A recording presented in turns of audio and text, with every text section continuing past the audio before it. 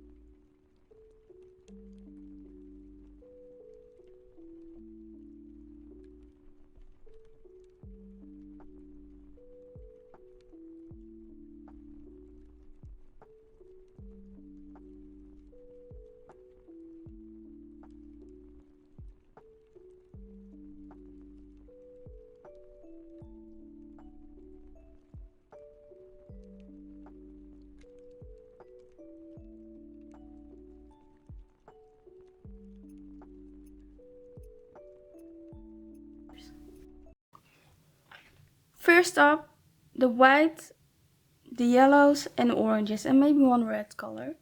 Yes, this is technically a red color. I would classify this as a peach color. It's a lovely color. I would love this color. I have this color. I also have this color in the Michael Harding watercolor too. It's a lovely mixing color. But I also have made these smaller swatch sheets for my watercolor palette. I wanted to show this swatch sheet because I didn't properly swatch out the titanium white. It should be more opaque than I swatched on here.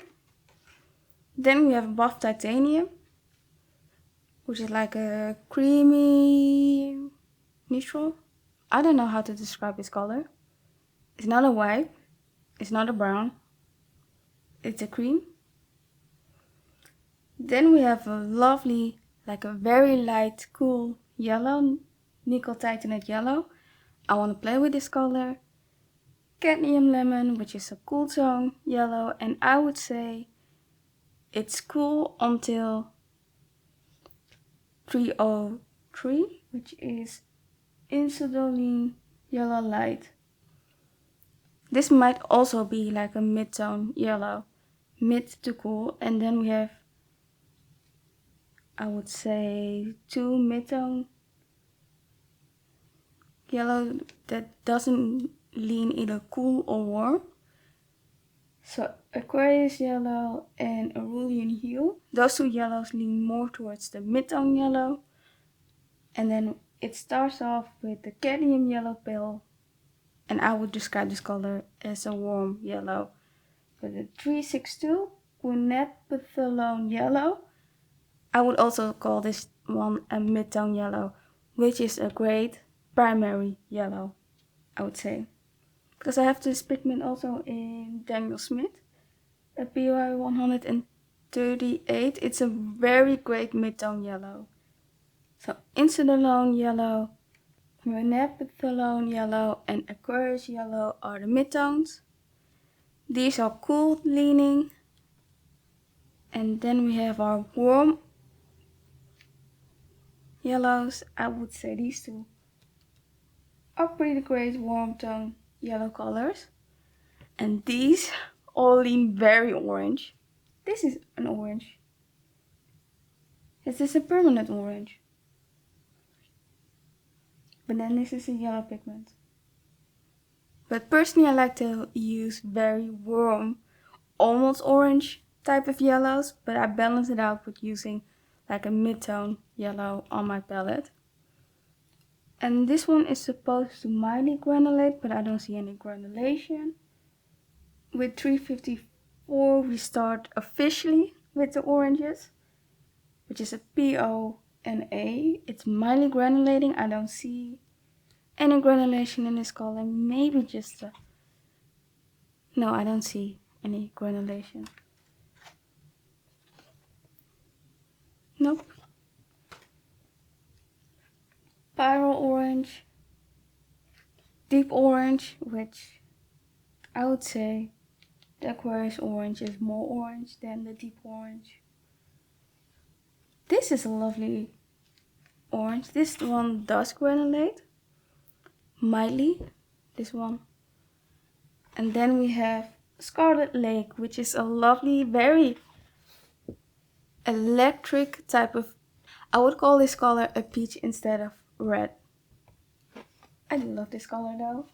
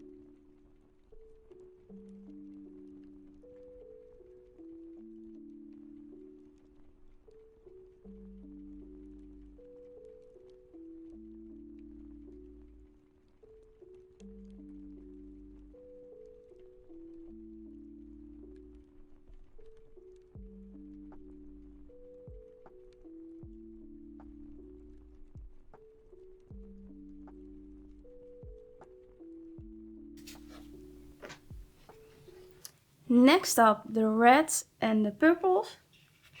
These two look very similar. The Anthraconoid Scarlet and was it Scarlet Lake? Yes, Scarlet Lake. Look very similar. This is, by the way, the swatch sheet for the palette. So we start off with the warm leaning reds. The Cadmium Vermilion does have a slight granulation.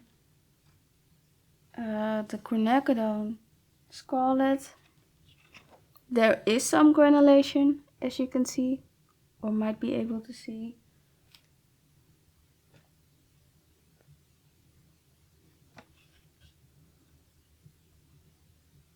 The natural red is a beautiful red.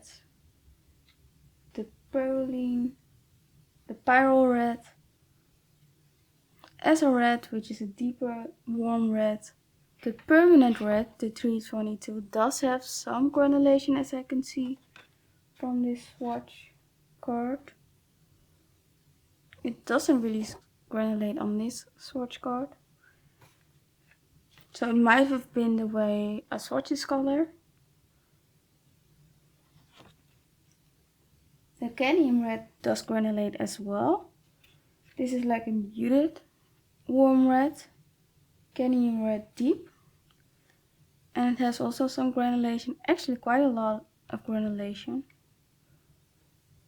The cadmium reds seem to granulate quite a bit. Then we start with the cool reds. So the reds that tend to go towards the pink are cool reds, and the reds that tends to go towards the orange are warm reds. The 328, the Pyrrole PR264. I love this pigment when you start swatching the color and then it dulls down. It looks like a beautiful blood red color, and it's a weird description. And then it has like an insane drying shift towards the duller side. But that's with every PR264. That color tends to have a huge drying shift, but it's a lovely color. The permanent alizarin crimson is beautiful. I love a good PR209, which is the cherry quinacridone red. I want to play with this color. It surprised me by quite a bit. It's a very pinky red, still a red. And then we have the quinacridone magenta, which is like a very pinky purpley type of color. It's a great primary color. The quinacridone pink, which is quite funny, is a bit more purple than the magenta. And if this helps. Quinacridone fuchsia is an interesting color. It has granulation. I'm always surprised when a quinacridone has granulation. I'm used to quinacridones having like a very vibrant, smooth staining colors. But this is a lovely color. Then we have quinacridone purple. I never know how to use this color. I tend to pick a dioxazine violet over a quinacridone purple. Quinacridone purple is a warm purpley color. Quinacridone violet. And these two are made of the same pigment, BB19, but it looks completely different. This looks like a dull purple color and this looks like a bright pink color. And it's interesting to see how the same pigment can look very different. Perylene violet is a deep, dark, warm purple. It's also very dull, but it's a very interesting, great color to use. Then we go into the granulating violet colors. The first two colors lean quite warm, so more towards the red, and these three colors lean more towards the blue. Cobalt violet light and ultramarine pink. I like how well these colors in general re-wet. I would really pay attention to the series numbers, because you can go with ultramarine violet if you want a less granulating blue leaning violet instead of a cobalt violet deep, but this one granulates a whole lot more. This one, I would say, if you want to compare the manganese violet and ultramarine violet, this one is a bit more cool, so the ultramarine violet is a bit more cool compared to the manganese violet. So very pretty colors. And this is the swatch sheet for the palette. I made a mistake with these two colors. I accidentally switched them around.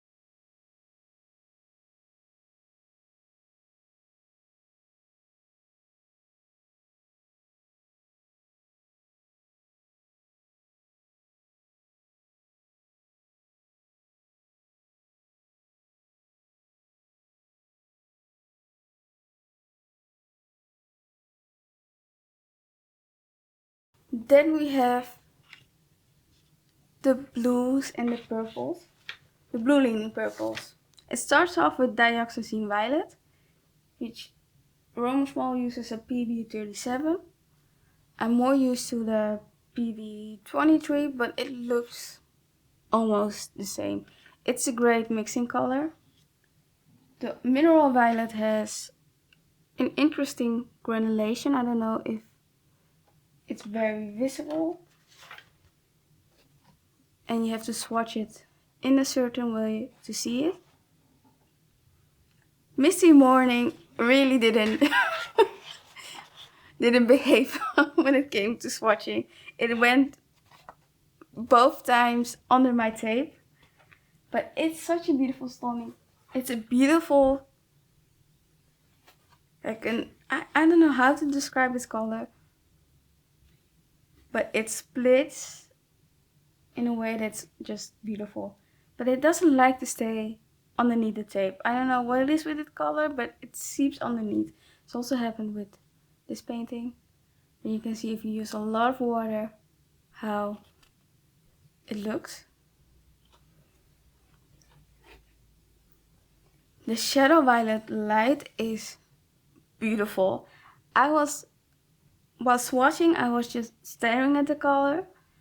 The next day it doesn't look as impressive, but when I was swatching it, I was just looking at this color while it dried. The shadow violet is a bit deeper than the shadow violet light. And I'm looking at the pigment information. It does have different pigments.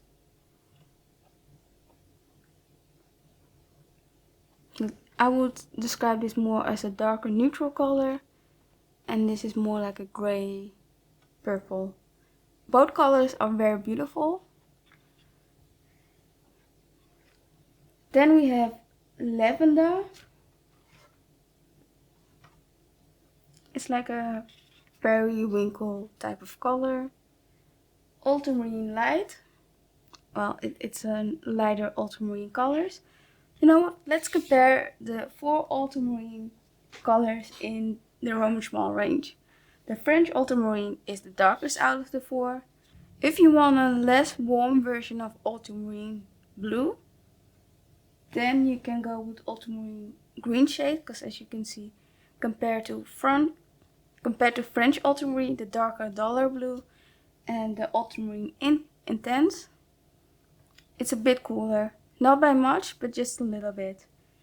And the ultramarine intense is more vibrant than the French ultramarine and the ultramarine blue greenish. So I think my favorite would be between these two. There's also another alternative, that's the cobalt blue deep, which is a warm, very granulating blue. It's a lovely color. Then we have the Aquarius cobalt blue. It's a beautiful color.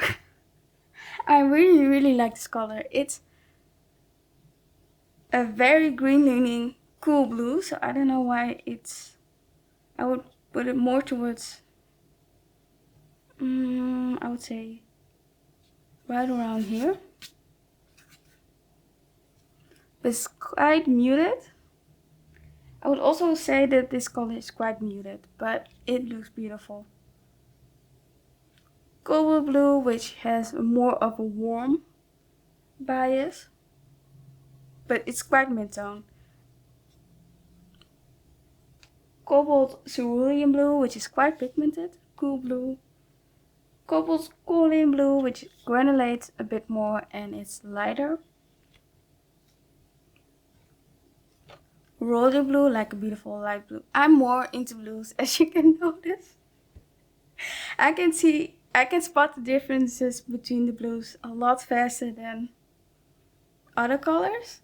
I don't know what it is with yellows, it starts to look similar. And the same goes to red. I don't really see the difference between the mid-tone red and then the warm and cool. Okay. Do you see the difference? Be honest with me. Like literally these 3 colors look so similar. These two also kind of look similar. But that's probably a me thing. Someone can look at the blues and say they all look very similar. Where were we? Royal blue, which is a cool light blue, like a sky blue, I would say. Phthalo blue red shade. Where is the phthalo? I think this is the phthalo blue green shade and phthalo blue red shade. It's a bit warmer. It's quite a bit warmer than the phthalo blue green shade. Then we have Indotron blue, which does seem to granulate. And I don't know why. Because this is how it looks at the swatch sheet for my swatch card. I hope I didn't swatch out the wrong color.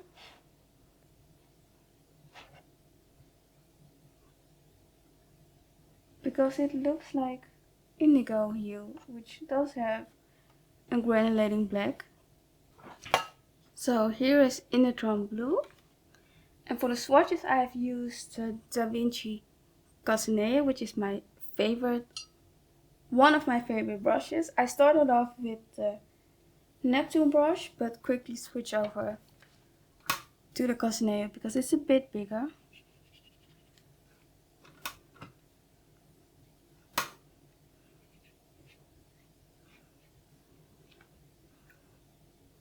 So I'll put this one aside and wait for it to dry. Indotron blue is like a dark, dull, warm blue. That's how I would describe it. Lapis lazuli, which looks like a dusty gray blue. Vivianite blue ochre, which is this, it looks like a greenish, bluish color, like a greenish grayed out blue. An interesting color. Indigo hue, like the darker, duller version of Indotron blue, because it's mixed with the PBK7. Persian blue, a blue-green color, blue sky.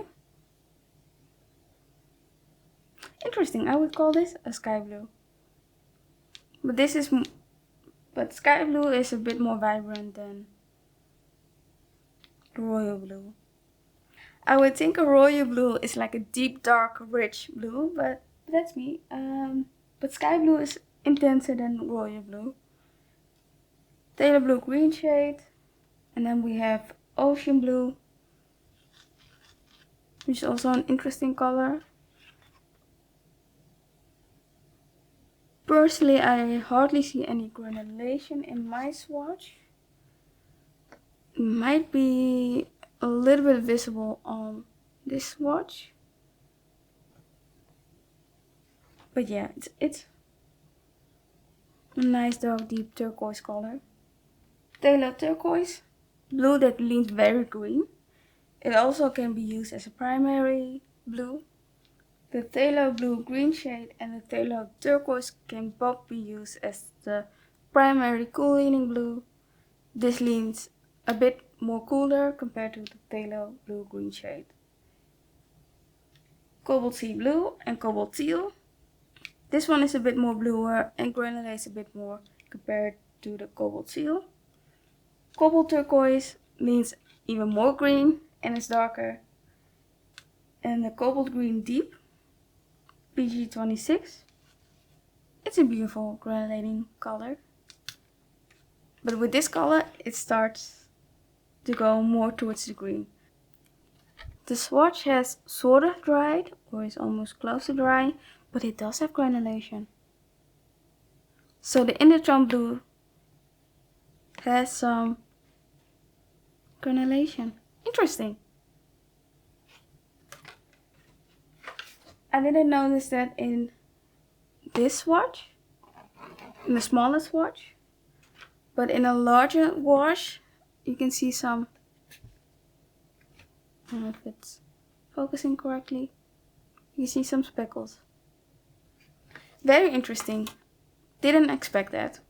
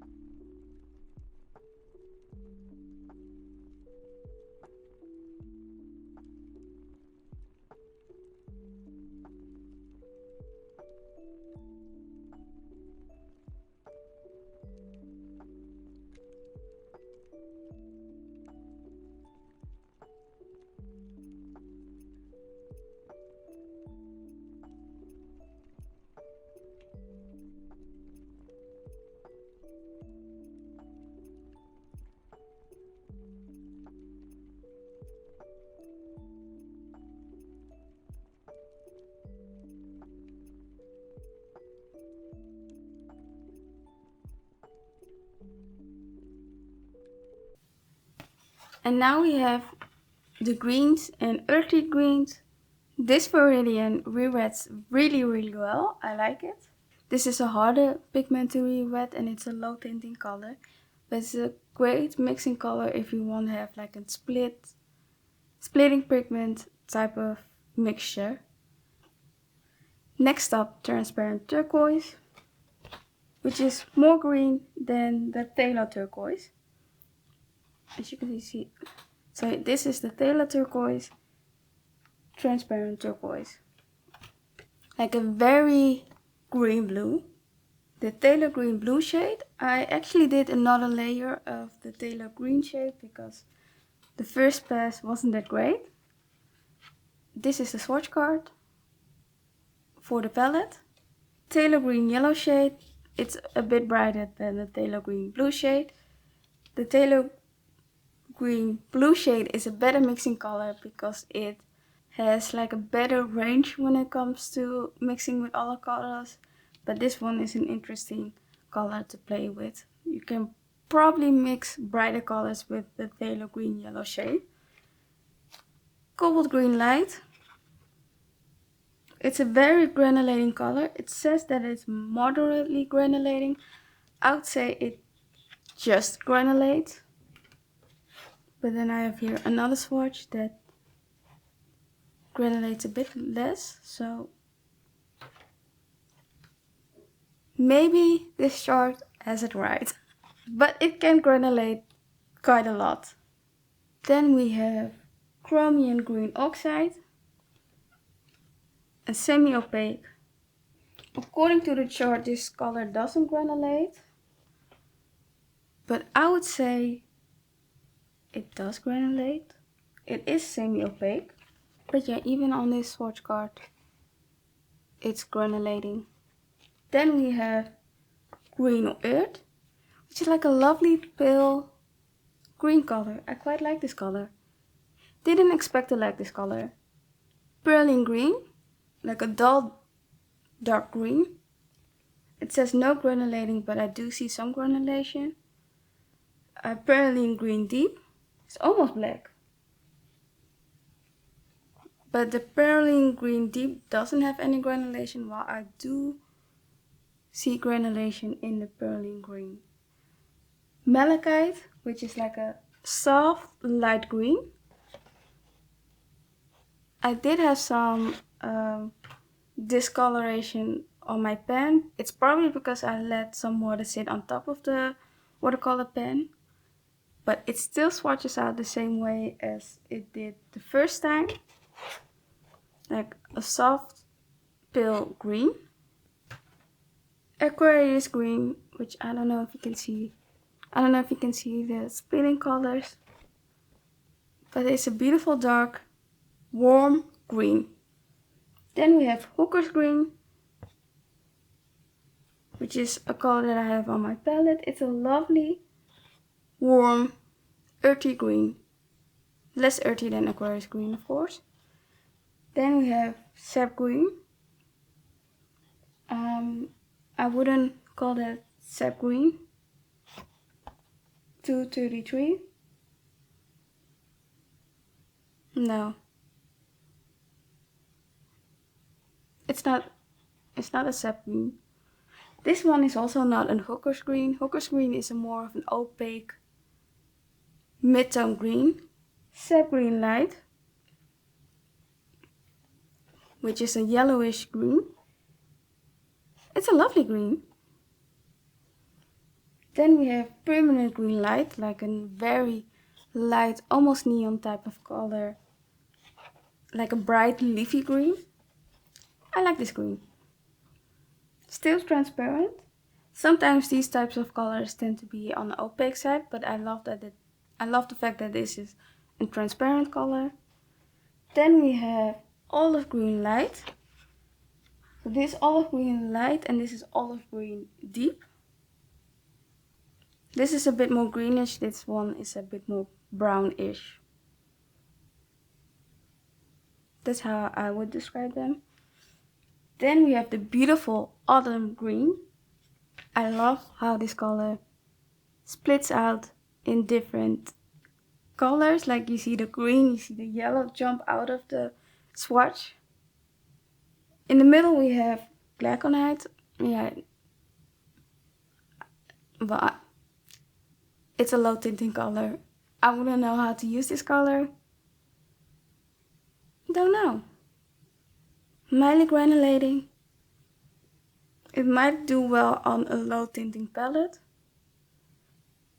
Olive green deep, we already discussed that color, but it's a pretty earthy, I wouldn't even say it's green, to be quite honest. It doesn't look that green. Like a golden, bronzy type of color. It's a hard to describe color. The same goes for deep green gold and green gold. Deep green gold is actually a yellow pigment. Sometimes I use this color as my cool leaning yellow. It also is very fun to use in skin tone mixes. It cools down the reds in your mixtures.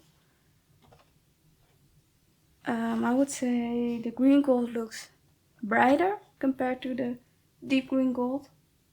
The green gold has 3 pigments, PY150, PY129 and PG36.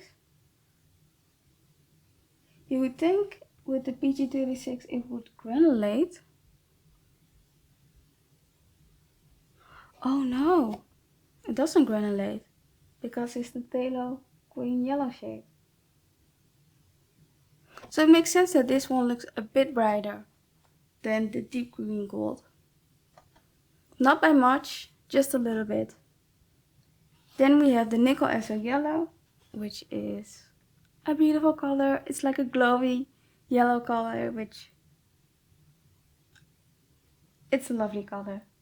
Then we have quinacridone gold hue and quinacridone gold. The quinacridone gold is getting discontinued as soon as the pigment runs out. Here I have another swatch of these 2 colors right next to each other, like a more of a mess tone swatch. The quinacridone gold hue is a pretty good hue. It just granulates just a little bit and it's a bit duller when you compare it to the quinacridone gold. Like it's missing the gold hue. The chrome orange hue, PO82.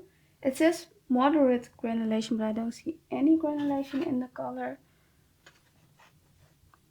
I just don't see it. So I might play with this color and mix it with the nickel azo yellow.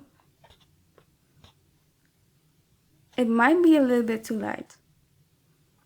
But this is a lovely earthy orange color.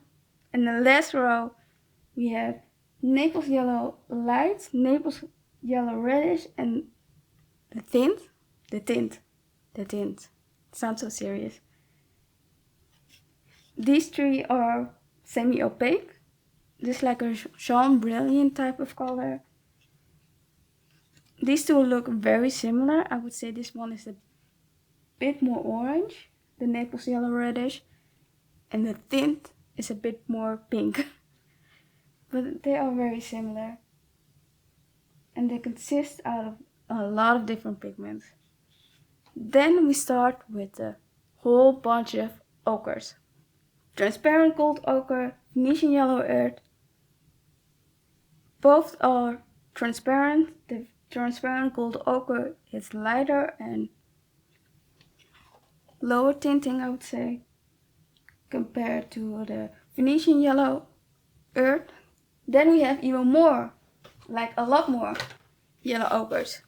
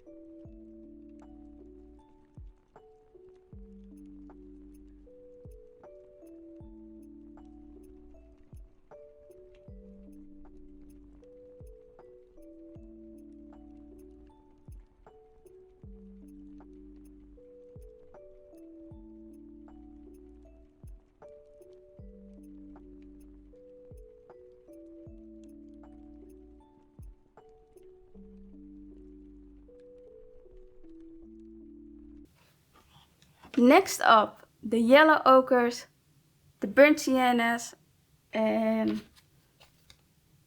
the reddish earth colors. Honestly, let's take a look at the first row. Do you see any real difference? Like, be honest with me, because I really don't. It's just like an ombre effect.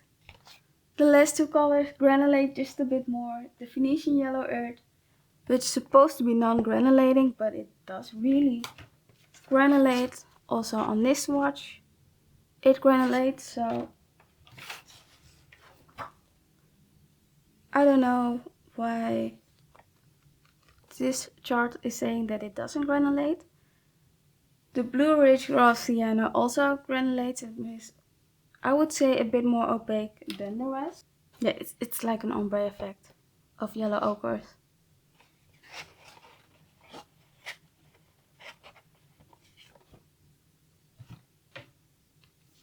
Then we have the raw sienna type of colors. Natural sienna Monte Amietta, which granulates. Italian raw sienna also granulates. Transparent oxide yellow also granulates. And this color, which I also have on my palette, is a little bit different. It's not by much if you look at the rest. It's more orangey compared to the other yellow ochres. An ochre Havana is darker and cooler than the other colors. Then we have, oh my gosh, I'm gonna say this so wrong. Kulhita, which is a natural pigment, an earth pigment. Isn't a PY42 and a PBR7 also an earth pigment? But this does say Na, this color. French ochre, more orangey, and it gets more orange as it goes on. The Mummy Transparent Red is a bit more on the red-orange side. It has a creepy name. Mummy. I'm just wondering how they found out that the Mummy Transparent Red was a color. The Quinacridone Burnt Sienna, which this is more of a mastone swatch compared to this one, is one of my favorite colors, but that pigment is being discontinued. Then we have Venetian Red Earth, Red Ochre, Transparent Oxide Red, Pompeii Red, Blue Ridge Burnt Sienna. The Transparent Oxide Red has a very interesting granulation, like you can see it, but the same goes for the Blue Ridge Burnt Sienna. Pick one and you'll be happy. Even more red earth tones.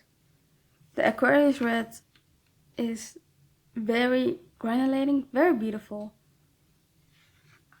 And the Italian Burnt Sienna is also very granulating. It looks the same as the colors above it, just a bit more browner. Terra Pusuli, English Red Light, Venetian Red, they all look very similar. The Venetian Red leans just a bit more pink, a bit lighter the English Red Light, and the Terra is a bit darker compared to the English Red Light.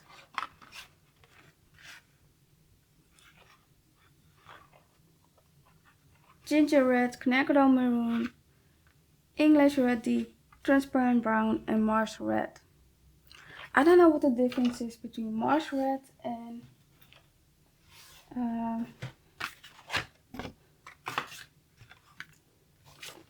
the color on the next page, Indian Red.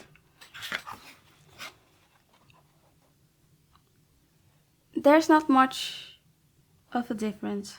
The Indian red might be a bit more opaque and leans a bit more red compared to the Mars red. And it has also some granulation. But that was the first page of the earth pigment. I sound very rambly in this video, but if you're enjoying it, please like, and if you want to see more from me, subscribe, and we're going to continue with more earth tones, but the deeper ones.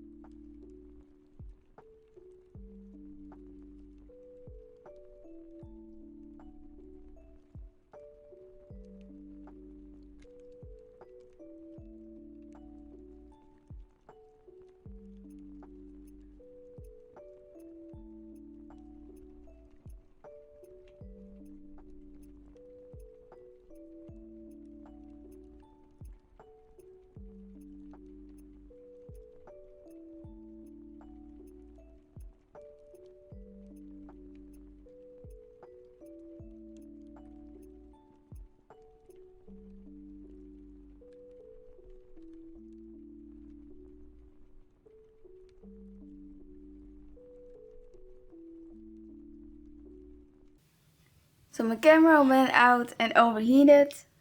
By the time it's fully cooled down and recharged, the sun is going down, so I'm using artificial lighting. But we're gonna get through all of these colors. 2 pages left. I probably already said this, but I've swatched the colors exactly the same way as the catalog of Roman Szmal. So if you have it, you can easily see how the colors do look. I hope I'm not losing my voice. That would be awful. But now we have reached the darker earth tones and the neutral colors. We have already looked at Indian red. It's very opaque. In this swatch, you do see the granulation of Indian red. The Paris pink, I like this swatch just a bit more than the larger swatch. So that one is on me. Then we have Caput Morte. It's supposed to be semi-transparent. But it might be because of how dark the color is, but I would say semi-opaque. Manganese brown, which is a beautiful dark, rich earth tone. It's warmer compared to the iron chrome brown, which is right next to it.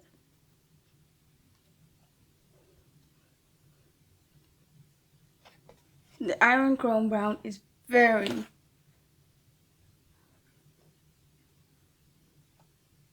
deep. It does wash out pretty nicely, as you can see in this swatch. I want to play with this color. Also, I should pick between.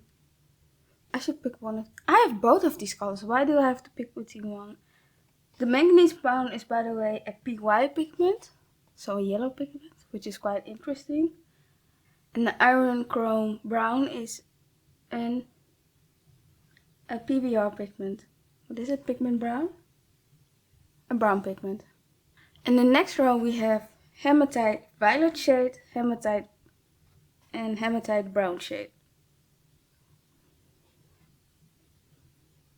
I might need to look up what hematite is. Is it a stone? Is it earth? Is it some ground? I don't know. But all three look different. The violet shade and the brown shade have like a similar tone, but this one, the hematite, looks very reddish brown and very opaque. It is opaque. I don't see any granulation,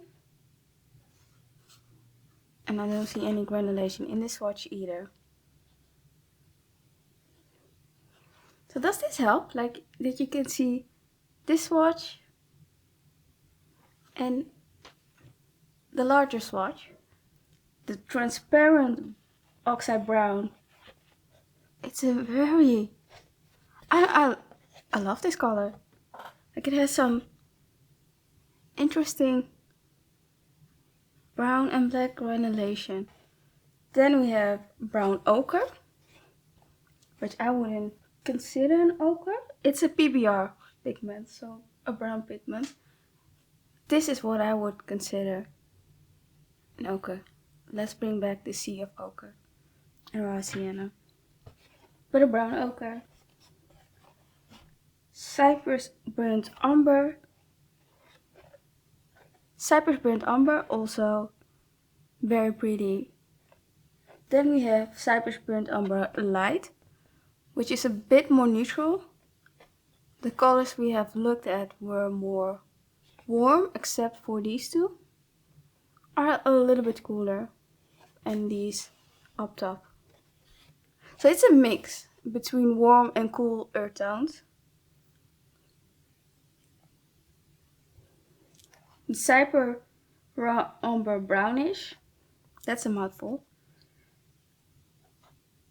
It's also neutrally warm pigment, and I say neutrally warm because it isn't as warm as the hematite is, for example, but it still leans towards the warm. And I say warm when it leans more towards the reddish tone, and when it leans towards the greenish tone, it's cool, like this one, which is the German raw umber greenish. And this one is also pretty cool, the Cyprus raw umber. And this is a dark ochre, neutral brownish tone. Like, especially when you see these two right under each other, you can see which one is warmer. But does it really matter which one is warm? If you like the earth tone, I would recommend having a cool tone and a warm tone. It's fun to mix with. And interesting, you can get like different types of mixtures if you know what temperature you are mixing. Even if you don't, if you keep mixing, you can stumble upon the mixer that you want. We're gonna continue. Cyprus burnt umber deep. It's a very deep, rich burnt umber. Then we have Cyprus raw umber deep, neutral cool. Sepia, which is a nice cool neutral color. Then we have Van Dyke brown, which has like a beautiful, interesting texture.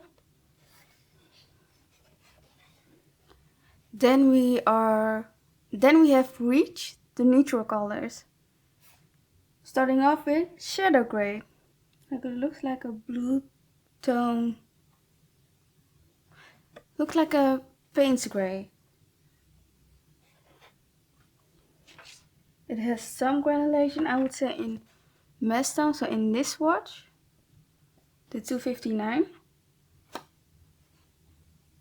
It does look like a Payne's gray because it leans so blue.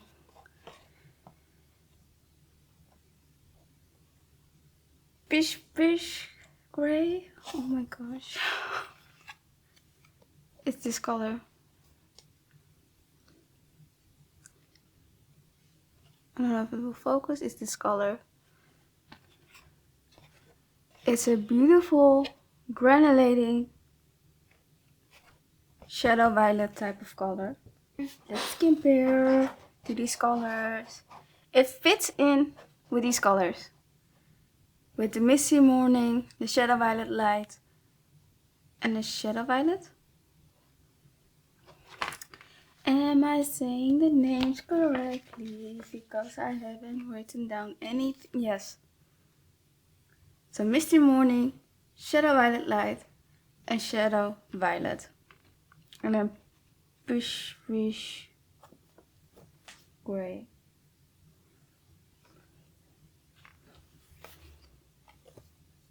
Do they have the same pigments?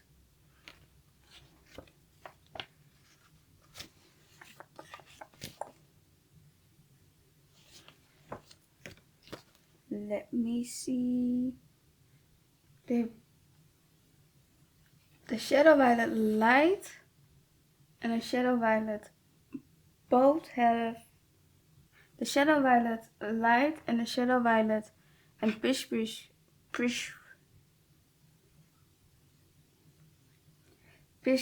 gray all have BB29, and they all have, no, they don't have the same pigments. Only these three have only the BB29 in common. The rest is different. Okay. I don't know if you can see this.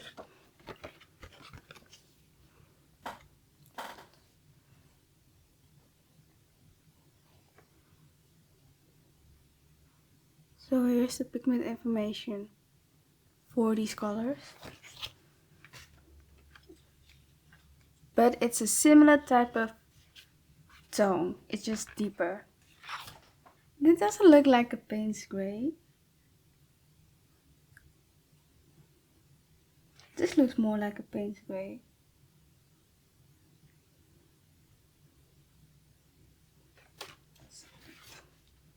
Payne's gray is almost black. Okay, let's move on. It does have a black mix in the color. So it's PBK9, PB27 and PR264. The Payne's gray. Then we have Aquarius gray, which is like a gray buff titanium. Roman black, which is a warm granulating black. Wine black, another warm black. Ivory black, which leans more towards the cool, slightly warm still in the washout, but here looks, oh okay, mid-tone. And then we have neutral tint, which is pretty cool. I like the neutral tint. It's close to black. Oh. The neutral tint is very dark. I'm more used to the Schminke neutral tint, which is a very purpley neutral tint color. I did have some issues with Mars black and Aquarius black. I also had an issue when I was doing this swatch, so I might need to use it a few times, but I was expecting just a bit more from these two colors. Like the Roman black, the Mars black and Aquarius black all contain PBK11. This one is supposed to be, the Mars black is supposed to be opaque, which doesn't seem to be opaque. This one semi-transparent, but is supposed to granulate more.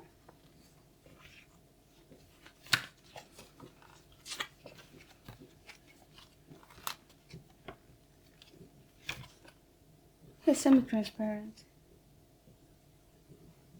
And this is supposed to be moderately granulating.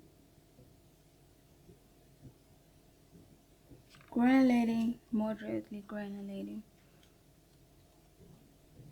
Yeah, I was expecting just a bit more from this pigment. Alright, it's one of the few instances that it looks better here. Like the Aquarius black is supposed to granulate more, according to this little swatch, than the Mars black, but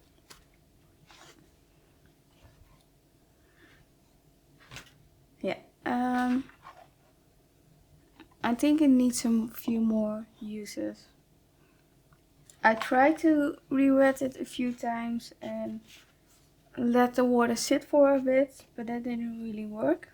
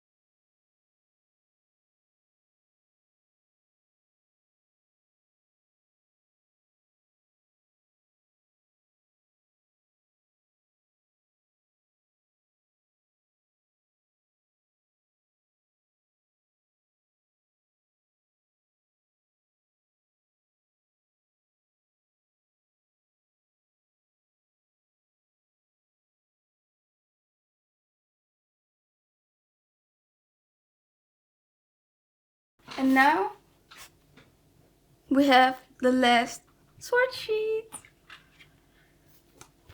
These are the newer colors that aren't included in this pamphlet that I had. So I just swatched them just a little bit differently. I also saved all of these wrappers. All of them. Not just these. So the first up, nickel tungsten yellow. And I will pick up my yellow sheet for this, because it reminds me of the nickel titanate yellow. It's just a bit warmer. So here is the nickel tungsten yellow and the nickel titanate yellow. And I hope you can see the difference, that this one is just a bit warmer and richer. Then I have the Esso yellow, which is like a very vibrant midtown yellow. Would I say midtown? Yes. Let me see. It's a very lovely midtown yellow. And then we have Gamboge hue. I also really like this yellow. And I'm comparing it. It looks similar to Hansa Yellow Medium. Just a little bit deeper. Is it deeper? I'm not sure. Oh, this is a little bit trippy. Now I'm confused. It might be warmer. It is different, but I can't really say it. I don't know. Let's move on to 372. Oh no, this is bismuth yellow. And this was anthracnose yellow. PY47. Non-granulating. Okay, that makes sense. Like, I thought this was... No, it doesn't granulate. It's like a beautiful creamy yellow. I like it. It's almost orange. Is it almost orange? Less orange than these yellow orangey colors. I might add this to my palette. I have it on my palette. I mean, like the palette that I'm gonna use I'm gonna try to use all of the colors, but it's a color that I would pick if I didn't pick up the whole range. I think that's a bit more clear. So this was bismuth. So this is bismuth orange.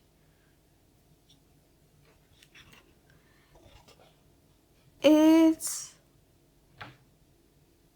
like an earthy pumpkin orange type of color. Like, it's in between. I wouldn't say orange like these oranges.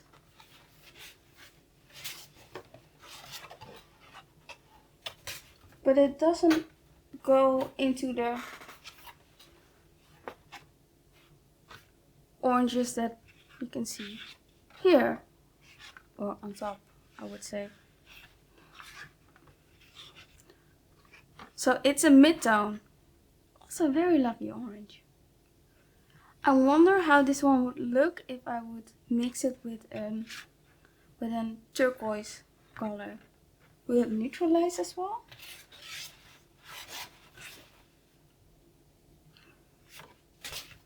Yeah, pumpkin-like orange. Slightly brighter than an earthy orange. Or an earthy orange. Then we have... What do we have? So this is Quinacridone Warm Scarlet. I accidentally threw out the wrapper for this color. I've kept all of the wrappers for the colors that I just pasted down on a paper. PR207. It kind of looks like a quinacridone. I think it was cherry quinacridone red. So 329.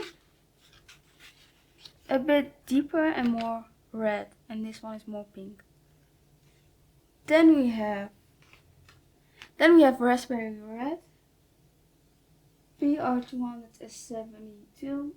Mildly granulating, moderately granulating. I don't really see much of the granulation, but that might be the way I have swatched the color. But the way the wrapper looks, it doesn't seem to granulate.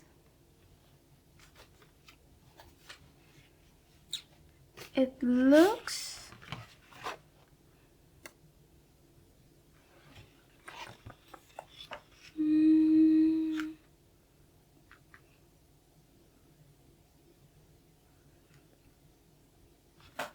I don't know what color.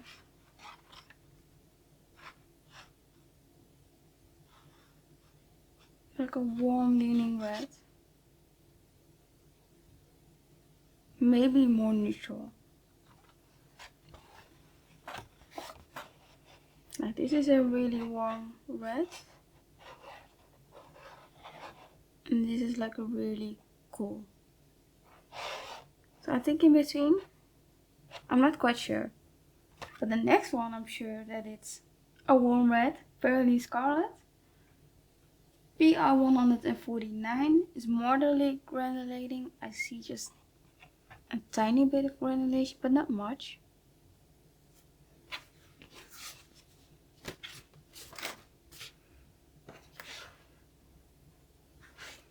Also not on this swatch card is the 373.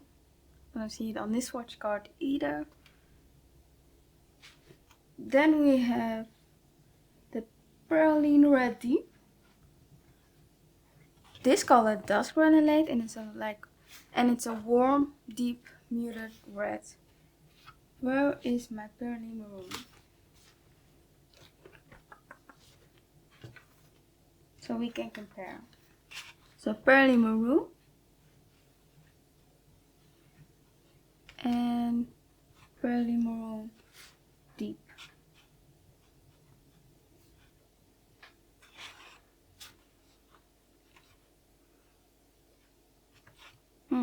It is deeper. It's almost brown. Then we have Pearly Vermilion. It's a lovely deep, warm red. I quite like how this red looks. But 370 Pearly Vermilion, it looks similar to, I would say,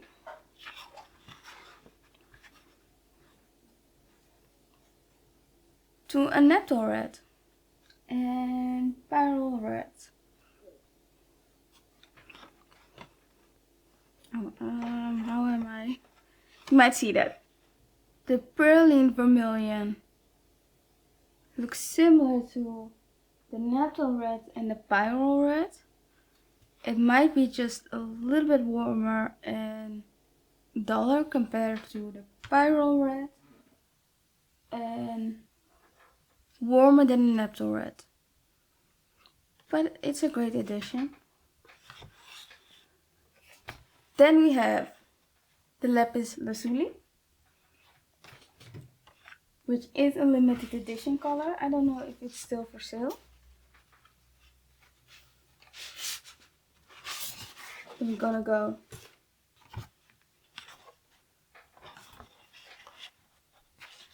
to the standard or the range lapis.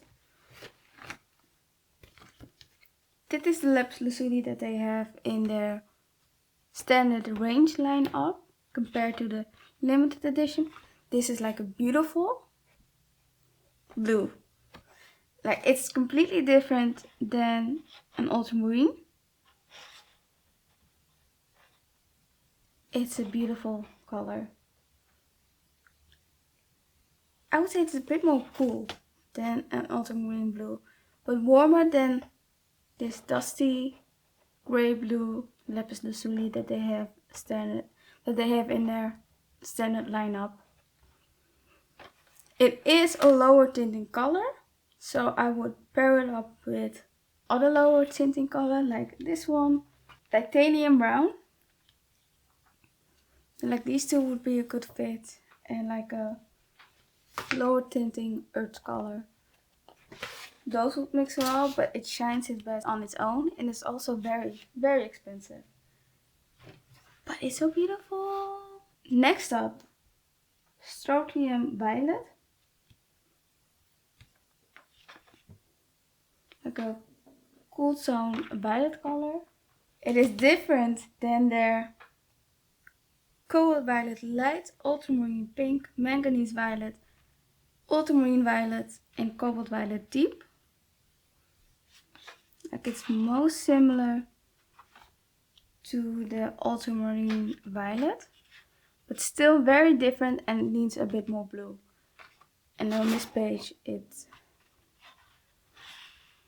doesn't look even similar. So this is like an interesting new edition. It's a PV 62. Then we have Aquarius Violet, which is such a beautiful plummy orangey color. So it's mixed with PV29, PV19 and PR255. Where does the orange come from? Because it's a warm red mixed with warm blue and a cool pink. I don't really see it. And I wouldn't know how to use this color, so if you have any suggestions, let me know down below. Then we have Taylor Blue turquoise shade. We have to go back to the blue colors.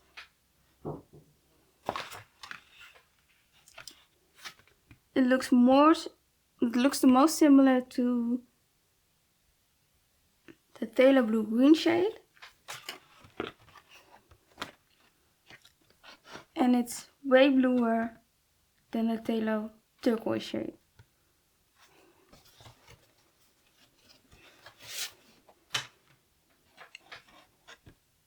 So those are the comparisons that I have. So a bit more blue than the turquoise. So it's a bit more blue than the Taylor Blue green shade, but less green than the Taylor turquoise. Then we have the cobalt blue light. Where is...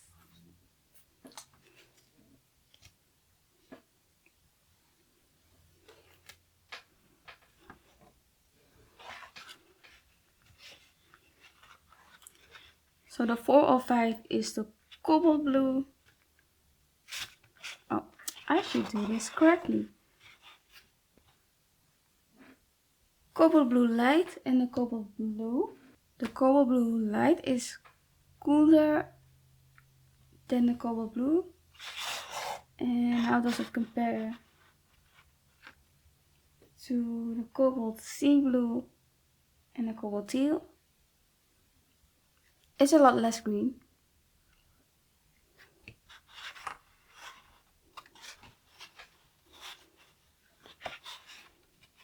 And the cobalt kaolin blue is lighter and less green compared to the cobalt blue light. So those are the comparisons that I have. So this is a great addition. Then we have, next up, the royal blue light, which is just a lighter version of This one, does it have the same pigment? PB6, PB29 and PB15 column 1.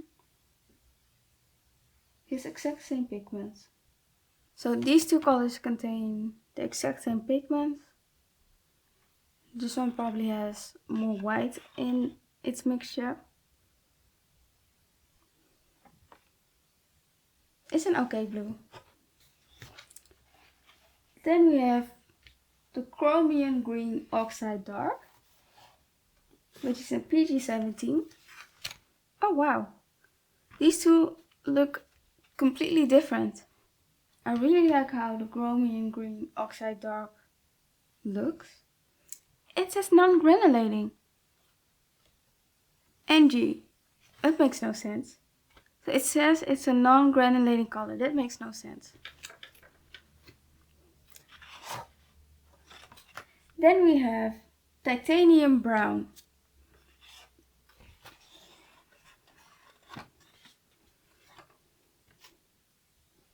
And what is 110? And then Transparent Gold Ochre. Granulates more and it's more neutral.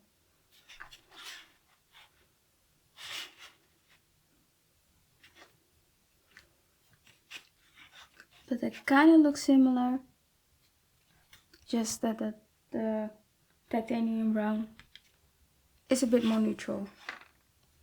Then we have the Benzimidazolone Brown.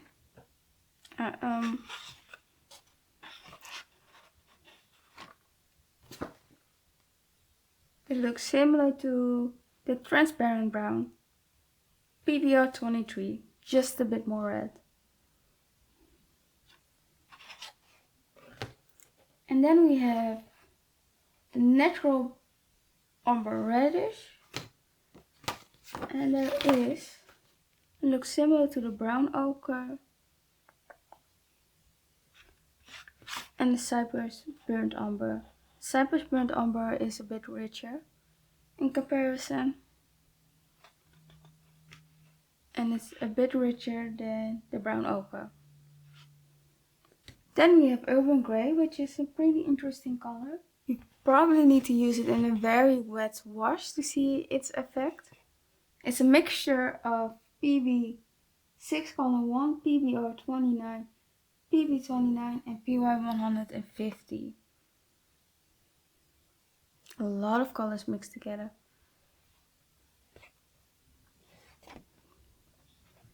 Then we have Graphite.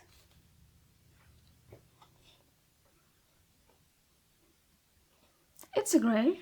It doesn't look shiny at all. It looks a little bit shiny when I was swatching the color.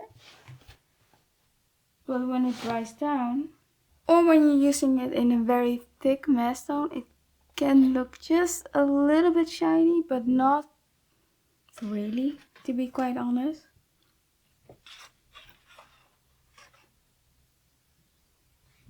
But yeah, it's a deeper gray than the Aquarius gray. So it's different than what you see in the current lineup. And the last color, Velvet Black, which I have to say, it's a very neutral looking black. Like here is the mass tone. And in a wash, it might be a bit more cool tone. Let me see. Like it's cooler than the first two black colors that you see here, but it's less cool than the neutral tint. But yeah, like a good mid-tone black. Might lean a little bit cool. So those were all of the swatches. It was quite a lot of pages that were swatched. I hope this wasn't too rambly and that I've edited this correctly, because I've used a whole bunch of words. I'm afraid to edit. I have over 4 hours of footage to edit. But if you enjoy this video, please like it, subscribe if you want to see more from me. And I hope to see you in the next video. Until then, bye bye!